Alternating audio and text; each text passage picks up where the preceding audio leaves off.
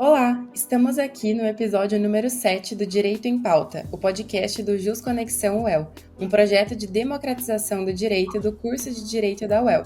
Eu sou Rafaela Romagnoli, do terceiro ano da graduação. E eu sou Fernando Iocomiso, do quarto ano da graduação. E a pauta de hoje é multiparentalidade. Quais serão as alterações na nova proposta do Código Civil Brasileiro? O tema foi escolhido devido à alteração que está para acontecer no Código Civil e às alterações sociais no que tange o conceito de família. Para isso, nesse episódio, iremos conversar com a doutora Daniela Braga Paiano, pós-doutora e doutora em Direito pela Universidade de São Paulo, USP, mestre pela Universidade de Marília, Unimar, e graduada pela Associação Educacional Toledo de Ensino. Atualmente, é professora da graduação e do Programa de Mestrado e Doutorado em Direito Negocial da Universidade Estadual de Londrina, UEL, onde também coordena a pós-graduação em Direito de Família e Sucessões. Advogada e pesquisadora, é associada ao IBDFAM, ao ISFL e ao IBERC.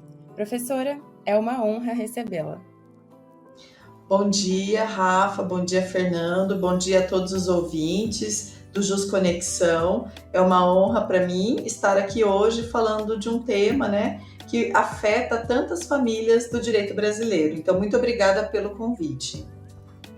Imagina, professora, a honra é toda nossa em recebê-la aqui.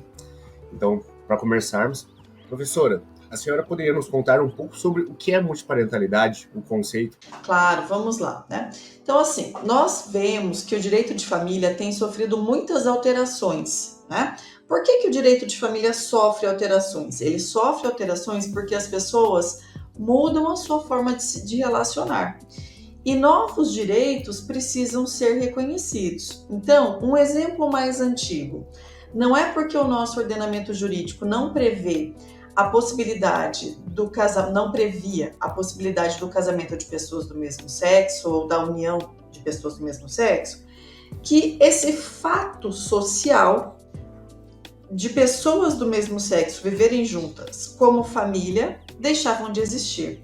Então, o que acontece, com essa mudança do fato social, isso bate no Poder Judiciário e necessita de uma regulamentação jurídica, E aí os julgados vão mudando as interpretações da lei para que a lei possa ser atualizada e ser resolvido um caso em concreto. Foi através disso, dessas situações que chegaram no Judiciário, que pôde ser reconhecido, e permitido a união estável e o casamento de uniões homoafetivas. Ok.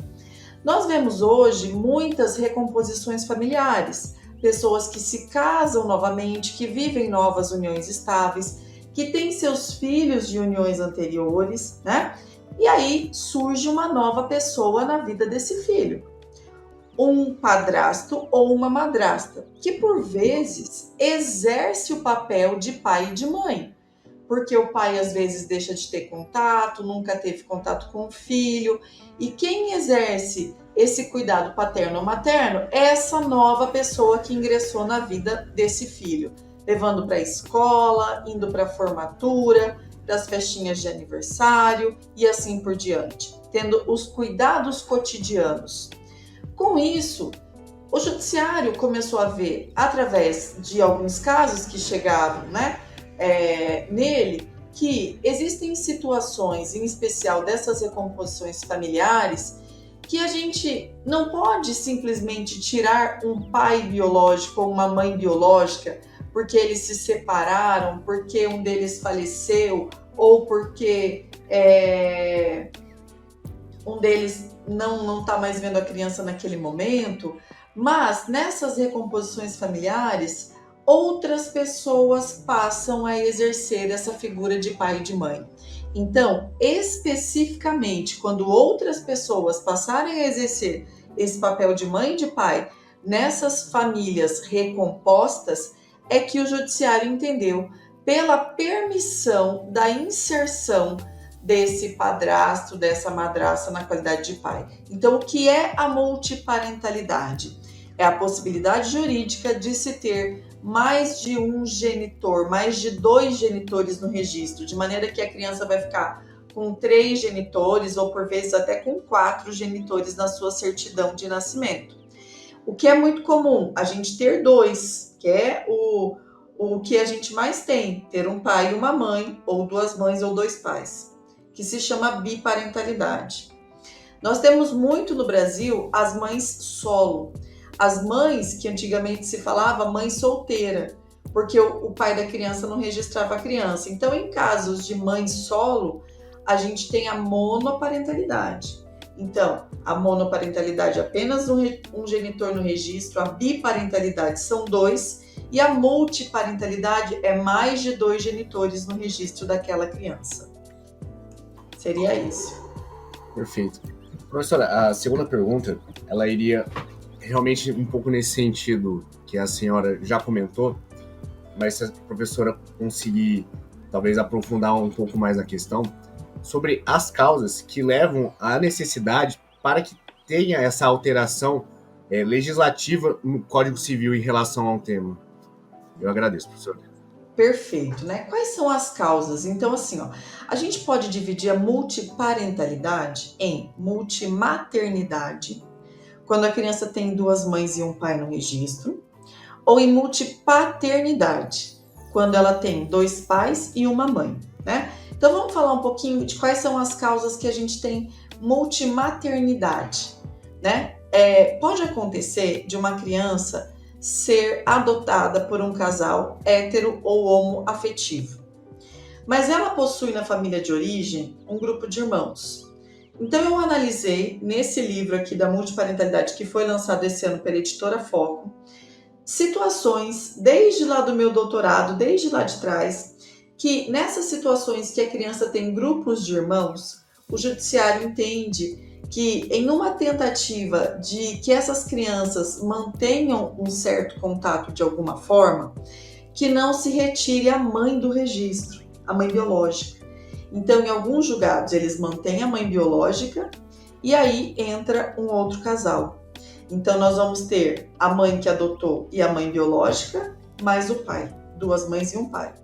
Se esse casal que adota for um casal homoafetivo feminino, nós vamos ter uma situação de 3 mães no registro. Então, isso é uma situação de adoção em que não se rompe o vínculo biológico, mantendo a mãe biológica no registro. Aí a gente acrescenta mais um. Uma outra situação da gente ter 2 mães e um pai é a situação em que a mãe falece no parto. Isso aconteceu em Itu, em 2012. A mãe faleceu no parto, o pai casou-se novamente e a madrasta criou a criança desde 1 ano de idade. Então, eles não queriam fazer uma adoção simplesmente, porque a adoção ela retiraria o nome da mãe biológica do registro. Eles queriam manter, porque, poxa, a mãe biológica queria aquela criança, planejou aquela criança. Seria injusto com a mãe biológica que faleceu no parto, ela ser retirada do registro. Então, o que eles pediram? Uma declaração do reconhecimento da socioafetividade, não para tirar a mãe biológica, mas para inserir a madrasta. Então, existe essa situação em casos em que a mãe falece no parto, ou depois do parto, enfim, e aí surge a madrasta. Então, essa é uma situação de 2 mães e um pai. Ou de um pai que se casa novamente, a mãe biológica é viva, mas nós temos uma madrasta que exerce um papel de mãe efetivo na vida daquela criança. E aquela criança vê nela também uma figura de mãe.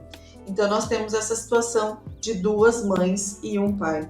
Então, são situações mais comuns de multimaternidade. As situações mais comuns de multipaternidade, de ter 2 pais e uma mãe no registro, primeiro, pode ser a situação em que a mãe se casa de novo e o seu novo marido, o seu novo companheiro atua na vida daquela criança como pai. Então, a gente pede a inserção desse reconhecimento sem tirar o pai biológico, porque muitas vezes, gente, a criança deixa de conviver com o pai biológico porque ele some no mundo, mas ela convive com os avós paternos, e seria muito injusto com os avós paternos eles serem retirados da vida dessa criança. Então, a gente tem essa situação da mãe que se casa de novo ou tem uma nova união, e aí esse padrasto passa a exercer o papel de pai, então ele é inserido, seja na via judicial ou na via extrajudicial, depois a gente pode falar sobre isso também, as formas de se reconhecer. Ou também pode acontecer em situações de traição, porque o Código Civil ele traz uma presunção. quem nasce dentro de uma relação de casamento, presumidamente é filha ou filho do marido daquela mulher. Então, se a pessoa é casada e ela engravida, o marido vai lá no cartório e registra aquela criança como sua. Passa um tempo, ele descobre que ele não é o pai biológico daquela criança. E aí, então, ela fala, o pai biológico é outro. Então, o que vai acontecer? Essa criança tem um pai que a criou por 12 anos, que foi um primeiro caso de multiparentalidade, em 2012, lá em Ariquemes, Rondônia. O pai registral criou esse filho por 12 anos, então é óbvio que ele nutre afeto por ela, ele é um pai socioafetivo. Mas o pai biológico era outro. Fez o DNA, deu positivo. Então, quem foi inserido foi o pai biológico. Então, essa criança lá de Ariquemes, em 2012, ela ficou com 2 pais no registro, o registral ou socioafetivo que primeiro estava, e o segundo que entrou, que foi o biológico, mais a mãe. Então, são situações comuns de se ter a multipaternidade, 2 pais e uma mãe no registro. Muito obrigada, professora. A nossa próxima pergunta trata mais dos objetivos e benefícios, né? A gente queria saber quais são esses objetivos e benefícios que a regulamentação da multiparentalidade pode trazer para as crianças e até para a população em geral aqui no Brasil. Veja, é muito importante a gente ter esse reconhecimento de direitos. É um direito que está sendo tutelado, que está sendo protegido, que está sendo legislado. A proposta de alteração, e eu trago isso aqui no meu livro, ela já vê essa perspectiva de inserir a multiparentalidade, o reconhecimento da socioafetividade e trazer essa realidade legal para algo que está sendo vivido faticamente. Eu vou trazer um exemplo. Há alguns anos eu fui homenageada em uma formatura e teve uma aluna, Rafaela, que ela era do vespertino, assim como você, e eu não dei aula para ela. E ela foi a oradora da turma, e eu estava lá também, porque eu tinha sido homenageada. E ela falou assim para mim, falou para todo mundo, né, no discurso dela: eu agradeço aos pesquisadores de direito de família, porque, e até me arrepia quando eu falo isso, porque foi por meio dessas pesquisas que a multiparentalidade foi reconhecida, e ela apontou assim para a plateia. E aquela pessoa que está sentada ali, que é o meu padrasto, hoje ele é meu pai. Ele está no meu registro, ele exerce o papel de pai, né? Então, assim, ó, para ela e para quem vivencia isso, gente, isso não tem, né? É uma grandeza, assim, ó. Se ela vive aquilo, isso tem que estar no registro, porque se não está no registro, não tem o reconhecimento no mundo jurídico e por conta disso a gente deixa de ter as consequências jurídicas. Então, quais são as consequências jurídicas quando esse novo pai, essa nova mãe ingressa no registro daquele filho? Esse filho se torna um filho com todos os seus direitos, com a igualdade jurídica prevista no ordenamento. Quais são os direitos de um filho? Primeiro, ter o nome do pai, porque ela não entende, em especial se for criança, ela fica muito triste que o irmão que nasceu, né, da mãe e desse padrasto tem o nome desse padrasto na certidão de nascimento e ela não. Então, para ela isso é uma exclusão. Então, ela vai ter o direito ao nome, ela vai ter o nome desse novo pai, dessa nova mãe no seu registro, ela vai ter a inserção desses avós no registro. Então, ela vai ter 3 genitores e até 6 avós, por exemplo, no registro, né? Todo mundo está ali no papel. Então, direito ao nome, ao parentesco. Claro, ela vai ter impedimentos matrimoniais com relação a essas pessoas todas que têm esse vínculo mais próximo, né? Então, ela não vai poder se casar com determinadas pessoas dessas 3 famílias, ok. Mas ela tem nome, ela tem parentesco, ela vai ter direito, por exemplo, claro que os 3 não moram numa mesma casa, porque o poliamor está proibido, né? Mas assim, são recomposições. Então, esse pai ou essa mãe que não mora na mesma casa vai ter a questão da guarda, poder ser compartilhada, a questão da convivência familiar, né? Ela vai conviver com essas 3 famílias que fazem parte dessa realidade de vida dela, né? Então, esses são os direitos que nós chamamos de extrapatrimoniais. Ao lado disso, nós temos a questão dos alimentos, ela pode precisar de alimentos. Então, quando o caso da multiparentalidade chegou no STF, o que era a situação? era de uma filha que tinha um pai registral socioafetivo, né? O pai que registrou como sua, mas ele não era o pai biológico. E ela pediu que trocasse, que saísse esse cara, pai registral, e entrasse o pai biológico. Não porque ela não gostava do pai socioafetivo, mas porque ela precisava de pensão alimentícia, porque ela estava fazendo faculdade. E o pai biológico tinha condições de pagar. Veja que injusto com esse pai registral se ele tivesse que sair. E aí o STF falou assim, não é caso de tirar, mas é caso da gente trazer, pelo princípio da paternidade responsável, esse pai biológico aqui, para que ele exerça, né, os deveres decorrentes da paternidade. Então ele foi inserido. Então ela tem direito de alimentos, ela vai ter direito de herança de todas essas famílias, né? Mas a gente tem que lembrar que a gente pode, o filho que tem multiparentalidade pode também socorrer as 3 famílias, né? Ele pode ser demandado de 3 famílias. Se ele falece primeiro, as 3 famílias também terão a herança dele, né? Então, assim, é uma bilateralidade. Ele pode se socorrer ou também pode socorrer quem precisar dele. Então, esses são os direitos, né, decorrentes, patrimoniais e extrapatrimoniais da multiparentalidade. Perfeito, professora. Agora, a gente gostaria de saber como a senhora enxerga essa questão da multiparentalidade no âmbito social, pensando, por exemplo, no impacto que essa decisão terá nas famílias, diretamente não olhando tão agora para as crianças e adolescentes que passam por essa situação, mas para as famílias como um todo. Para as famílias vai ser um reconhecimento de direitos, vai ser algo que vai estar expresso ali, que não vai caber juízo de valor, né, de magistrados entenderem que tem que tirar, que tem que ficar. Então, isso é uma regra clara, expressa, que ficará se a mudança assim permanecer, se isso for aprovado na alteração legislativa. Então, assim, qual é o impacto? O impacto vai ser que, se a pessoa viver aquela realidade, ela vai ter essa possibilidade, né? Ela já tem, né? Mas ela vai ter essa possibilidade reconhecida de maneira expressa no ordenamento, se assim for alterado. Perfeito, professora. Muito obrigado. Professora, e indo em exemplos que a professora deu, eu gostaria de entender melhor sobre essa questão do reconhecimento da multiparentalidade no que tange aos direitos. Eu gostaria de entender o impacto que isso tem no direito sucessório desse reconhecimento da multiparentalidade, da questão do poder familiar. A professora comentou casos que a pessoa ela possui o pai biológico e possui um pai socioafetivo, os dois estão no registro. Eu gostaria de entender como que funciona essa questão do poder familiar, desses 2 pais que estão no registro, ou 2 mães que estão no registro, ou os avós. Então vamos lá, ó. Essa criança tem 3 genitores, ou esse filho tem 3 genitores. Se nós estamos falando de poder familiar, ele é menor de idade. Então nós vamos falar de uma criança e um adolescente. Então, como é que vai ficar o poder familiar?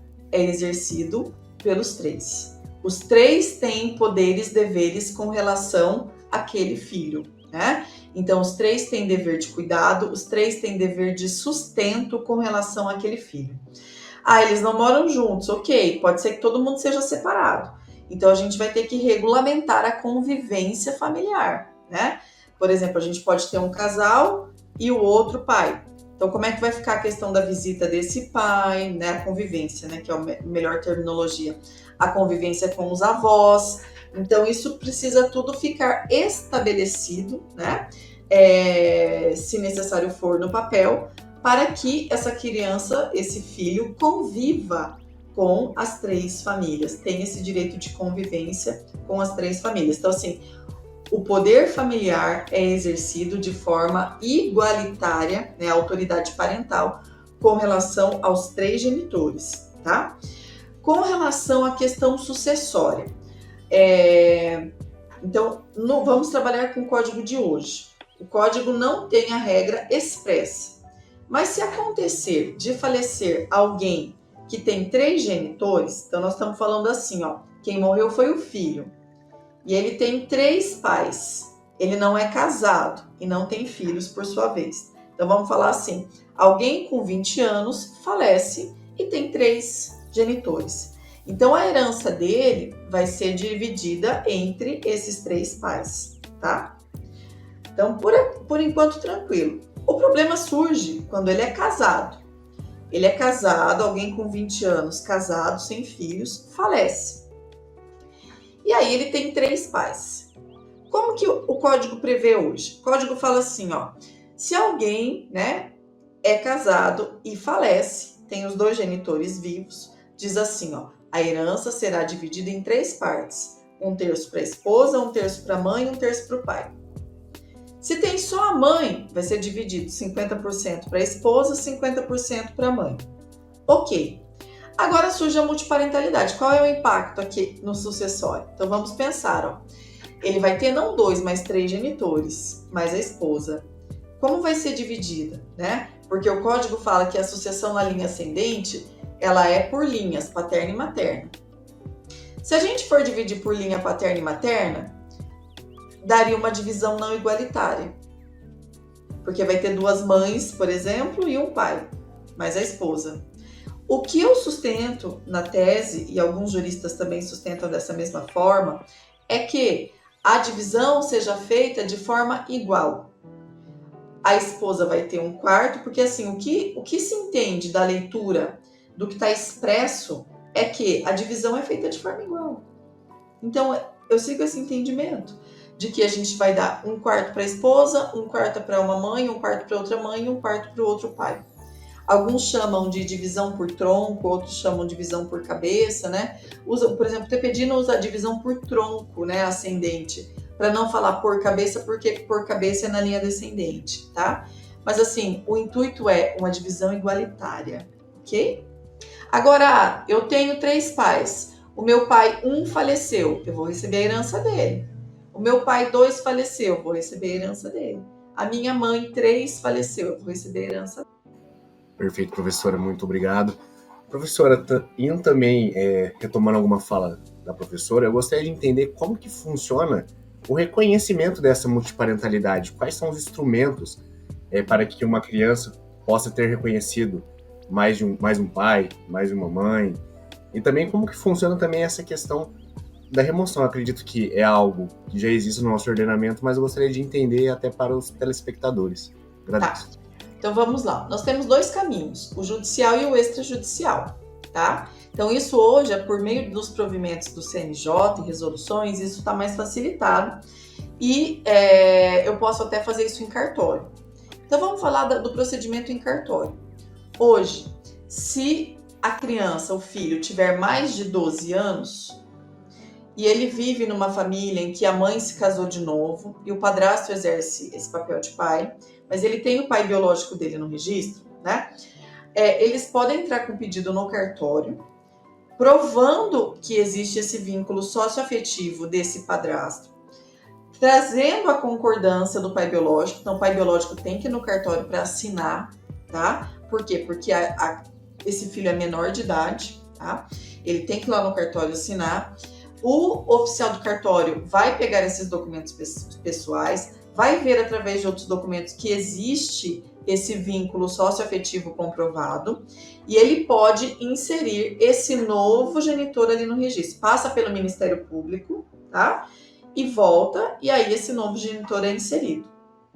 Então, na via extrajudicial, eu posso inserir um genitor no registro para gerar multiparentalidade. Então, seja do lado paterno ou do lado materno. Isso se chama multiparentalidade unilateral. Então, para ser em cartório, tem que ser consensual, tem que ter mais de 12 anos e eu só posso acrescentar um, seja do lado paterno, seja do lado paterno, tá? Eu vou dar um exemplo de 2, que não pode ser feito em cartório. Acontece muito da mãe, às vezes, deixar a criança com uma irmã. E quem cria aquela criança é a tia e o marido dela. Se esse casal, o tio e a tia, quiserem ser inseridos no registro, a gente não poderia fazer isso em cartório, porque eu teria que inserir a tia e o tio. Então não posso inserir 2, porque inseriria em cada um dos lados, paterno e materno. Isso se chama multiparentalidade bilateral. Então isso não pode ser feito em cartório. Em cartório é só para acrescentar mais um, consensual e a prova do vínculo socioafetivo. Então esse é o caminho extrajudicial. Na proposta de alteração, eu acho que teve um excesso de zelo e eu acho que a gente vai retroceder um pouquinho. Por quê? Porque eles estão falando que na via extrajudicial só poderá ser feito quando tiver mais de 18 anos. Com menos, vai ser tudo na via judicial. Se a proposta da extrajudicialização é desafogar o judiciário, se passa pelo crivo de um cartorário que tem um minus público dado pelo Estado de exercer essa função e também passa pelo Ministério Público, eu não penso que seria necessário ter esse excesso de cuidado para dizer assim, ó, na via extrajudicial só se tiver mais de 18. Mas ok, tá? Então na proposta vai ter essa mudança. Hoje, a partir dos 12, eu posso fazer em cartório. Mas, se o código for reformado e aprovado da maneira que está, apenas a partir dos 18. Na via judicial, né? Como eu posso fazer? Ela pode surgir através de uma declaratória de multiparentalidade. Ela pode surgir através de uma declaratória de multimaternidade, de multipaternidade, uma ação declaratória de socioafetividade. Ela vai ter vários nomes, tá? Às vezes pode acontecer, como aconteceu lá que chegou no STF, uma situação assim, que eu peço para sair o genitor e entrar o outro. Daí no caso fala assim, mas não precisa sair, pode ficar os dois, tá? Às vezes pode acontecer do novo marido da mãe entrar com um pedido de uma adoção. E se ele adotar, o pai biológico sai, certo? Porque tem a desconstituição do poder familiar. Então, às vezes, ali, nessa adoção, eles falam, poxa, mas não é caso de tirar o pai, vamos deixá-lo. Então, eles mantêm o pai biológico e acrescentam. Então, assim, na via judicial, ela pode surgir através de várias ações, tá bem? Ela vai ter vários nomes. Ontem, inclusive, saiu uma decisão no TJ do Paraná, tá lá no Instagram, que diz assim, até foi a Maria Clara, uma aluna do 3º ano matutino, que compartilhou com a gente esse post, né? E nós replicamos depois lá nas redes sociais, que diz o seguinte, o TJ, acho que era um caso de adoção, que ele tirou o pai biológico e deixou o padrasto, né? Então, nessa situação, viu que não era o caso de manter o pai biológico, porque talvez não tinha nenhum vínculo mais, né? E esse era um desejo das partes, né?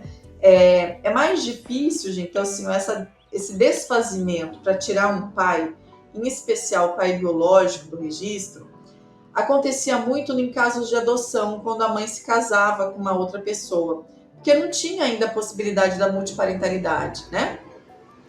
Mas, hoje, com a multiparentalidade, a gente pode manter esses dois genitores, tá? Mas, às vezes, isso é algo excepcionalíssimo, vamos dizer assim. Essa manutenção desse pai no registro me gera uma situação de repulsa, porque eu fui abandonada por ele, um constrangimento, inclusive, de carregar o nome dele junto ao meu. Então, vou dar um exemplo para a gente entender isso. O filho do Cravinhos, né? Que estava envolvido no assassinato dos Richthofen. O filho ou a filha, não sei, acho que morava no Paraná, não sei se aqui em Londrina, se eu não me engano. E primeiro ele quis tirar o sobrenome do pai do registro. Porque, gente, você se apresentar como fulano de tal Cravinhos, para aquele filho estava gerando um constrangimento e bullying. Então ele tirou o sobrenome, mas se alguém visse a certidão de nascimento dele ou RG, ia ver que o pai dele era fulano de tal. E às vezes isso é ruim para ele conseguir um emprego, ou falar, você é filho de fulano. Então ele conseguiu, em uma decisão recente, tirar o vínculo da paternidade dele da certidão de nascimento. Foi um caso muito excepcional, tá? E foi pedido pelo filho. Então foi uma situação excepcional que ele conseguiu tirar o nome do pai, tirar o pai do registro. Professora, muito obrigado. E para quem está nos ouvindo, a professora Daniela Braga Paiano escreveu um livro sobre este assunto que abordamos hoje, a professora já comentou, chamado Multiparentalidade, Espaços em Construção. Professora, eu gostaria que a senhora contasse um pouco para nós e para quem está nos assistindo sobre o livro e o que motivou a professora a escrevê-lo. Certo. Eu fiz doutorado lá na USP e eu tive a sorte de ser orientada, o privilégio de ser orientada pelo professor Álvaro Vilaça Azevedo, um dos maiores civilistas do Brasil e conhecido como um dos maiores estudiosos de direito romano, inclusive, né, na Itália. Então, ele é um dos maiores romanistas do mundo. E quando eu estudei com o professor Vilaça, lá na USP, fazendo doutorado, eu estudei sobre a multiparentalidade. E assim, a minha defesa foi em julho e estava para ser julgado o recurso extraordinário da multiparentalidade, tá? Então, todo dia eu entrava no site do STF para ver se tinha sido alterado, para ver se alguma coisa mudava ali na minha defesa, né? Eu tinha que estar muito antenada, né, com relação se fosse julgado, fosse para reconhecer ou não, né? Por sorte, reconheceu, né? Não tinha como não reconhecer, mas enfim, por sorte, reconheceu. Então, a minha tese estava correta. E aí, então, muito se caminhou depois desse reconhecimento, porque assim, a gente tem um amadurecimento daquela ideia e a repercussão dele nos tribunais, né? E nos tribunais inferiores, seja no STJ como no TJ e até mesmo em juízos de primeiro grau. Então, quando estava na pandemia, eu estava assistindo uma live do professor Tomazevicius, Eduardo Tomazevicius Filho, também da USP, e era uma live que eles estavam fazendo com o pessoal da Itália, de um pessoal que fazia pós-doutorado lá na Itália, né? E aí eu perguntei, porque o professor Tomazevicius foi meu professor também lá em São Paulo. Falei, professor, como é que faz para fazer pós-doutorado? Eu tinha um filho de 1 ano e a gente estava no meio da pandemia, né? Falei, como é que faz para fazer o pós-doutorado lá que eu queria fazer, né? Mas é claro que fazer o pós-doc em outro país é bem legal, mas é claro que é bem mais complicado, né? Porque você tem que viajar, talvez morar um tempo no lugar. E eu, com um bebê pequeno, eu não conseguiria fazer isso naquele momento e nem hoje. Aí ele falou assim, mas você não quer fazer na USP? Eu disse, claro que eu quero, né? É a USP, né? Então faz comigo, né? Então ele me convidou. E aí eu apresentei um projeto para seguir estudando a multiparentalidade depois do julgamento no STF. Então, o livro aborda essa perspectiva. Mas aí, o professor, daí a gente não chama de orientador, a gente chama de supervisor. Ele me orientou assim, ó, no primeiro capítulo, fale para o seu leitor, porque ele pode não ter acompanhado sua pesquisa anterior. Então, no primeiro capítulo, eu falo da multiparentalidade judicial.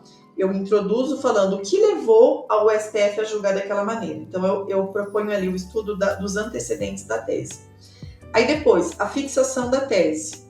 Qual foi o voto prevalecente, os divergentes. Então, como isso não ficou lá no site do STF, eu assisti o julgamento no YouTube e fui colocando ali esses posicionamentos e fazendo a minha análise desses votos, né?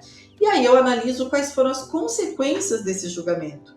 Eu analiso todos os casos de multiparentalidade no STJ, e daí eu coloquei ali qual foi a tendência, analisando qual tipo de ação, quais situações que dão ensejo à multiparentalidade. E eu escolhi o Tribunal de Justiça de São Paulo para analisar as consequências da multiparentalidade lá. Então eu peguei 1 ano antes da minha entrada no pós-doutorado para ter 1 ano inteiro para poder pesquisar. Então, que ações... Então, eu trago gráficos aqui no livro. Tá bem didático, porque assim, eu trago gráficos analisando essas decisões, falando quais ações que são, quantas foram procedentes, quantas foram improcedentes, quais as razões que levaram à procedência ou à improcedência, né? Aí eu analiso também os aspectos doutrinários, porque quando surgiu, muita gente era contrária à multiparentalidade, como de fato ainda tem pessoas contrárias, né? Então, eu analiso esses argumentos. Aí, no segundo capítulo, eu analiso a questão da extrajudicialização, quais foram os provimentos, os benefícios, como que tá, né? Quais os requisitos para se reconhecer. Aí eu trago algumas questões que estão em aberto, por exemplo, a questão sucessória que a gente viu, né? Por que ela está em aberto. Como a proposta de alteração do código vai trazer o reconhecimento da socioafetividade e da inserção por consequência da multiparentalidade. Então, está dividido em 4 capítulos, né? E eu trago uma sugestão de alteração legislativa para melhorar, que depois eu posso até enviar para nessa proposta de reforma para o Mário Delgado e outros professores que estão lá, né, nessa comissão de juristas. E eu trago anexos também ali, a primeira sentença que reconheceu a multiparentalidade, né, os provimentos do CNJ, formulários e perguntas. Então tem um anexo ainda com essa documentação. Então esse é o livro, né? Ele é um livro curto, mas assim, bem didático, que em uma sentada o leitor pode sentar, pode ler, porque ele analisa bem esses aspectos atuais e didáticos aqui da multiparentalidade. Professora, muito obrigado por suas respostas. Infelizmente, nosso tempo já está chegando ao fim, mas foi um prazer imenso tê-la aqui conosco. Eu que agradeço a possibilidade, né? O meu e-mail é danielapaiano@uel.br.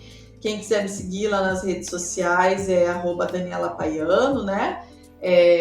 Também tem a nossa pós de família, pós-família UEL, lá no Instagram. Então fiquem à vontade para entrar em contato com a gente.